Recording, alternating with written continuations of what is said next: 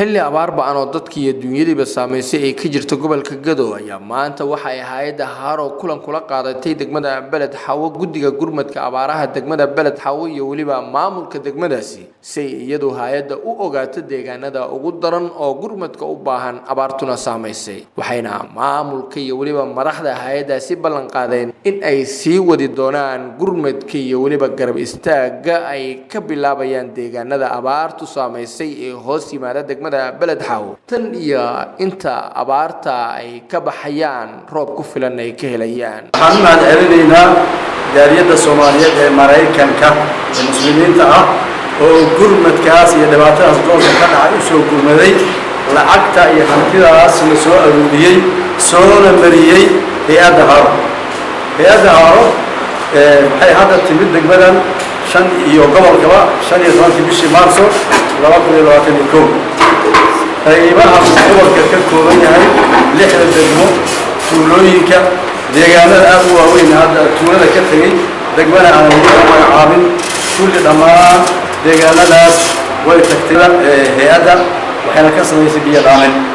insha Allah waxaan ballan qaadaynaa ilaa uu raxmadda Ilaahay hadba ay bilaabatay oo cirka aad u badan yahay khayr baan rajaynaynaa in Ilaahay uu naga kaafiyo oo qolayskaana hay deegaanka haysto Ilaahay ka qaado Ilaahay nagu baryeena waan rajo weyn waan qabnaa ilaa ay xaaladaas wax iska bedeshana insha Allah way joogaysaa hay'adda sidoo kale waxa isaguna goobtaasi ka hadlay gudoomiyaha degmada Beled Xawo Cabdirashiid Carow waxaan magacaysa ku soo celinayaa howlada Haro kusoo gobolka maanta shaqada ka qabtay lixda degmada gobolka shaqada wanaagsan qabtay haddana rajaynaya inay maaragtay laga rajaynaya inay sii wadaan shaqooyin fiican maaragtay sii qabtaan waxaan ku baraarujinayaa hay'adda howlwadeennadooda iyo maalgeliyaasheeda intaba inaysan noqonin hay'ad marka dib u dhacdo abaaraha dhacdada ay loo timaada ay ka fikiraan wax la yiraahdo sustainability program haddii maanta abaartii aan ku guuleysanay oo dadka naga badbaadsanay berrida midda soo noqonaysa ayadana madiyaan la soo carreena gunti iyo gunaanadkii iyo gabagabadii kulankaasi waxa iyaguna goobtaasi ka hadlay qaar ka mid ah ka soo qaybgalayaasha kulankaasi ay maanta soo qaabisay hay'adda Haro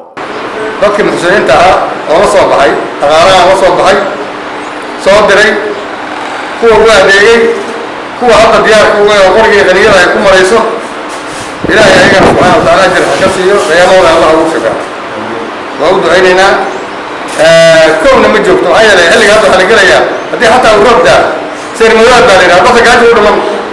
وحي الحيان وحي بيدعم انت كل عدد مسلمين ومحسنين اي الله صوب حي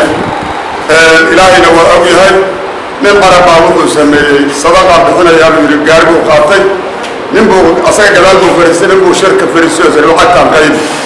لا تيسو قايبنا وقت جدك تعالى مسكين وقديبا الله اكبر خير الله وسالك يا لو دعينا والله أعلم بما يوفق إلهي وأبينك وحنا محمد شيخ محمد الفقري ورباهنت استا بلد حاو.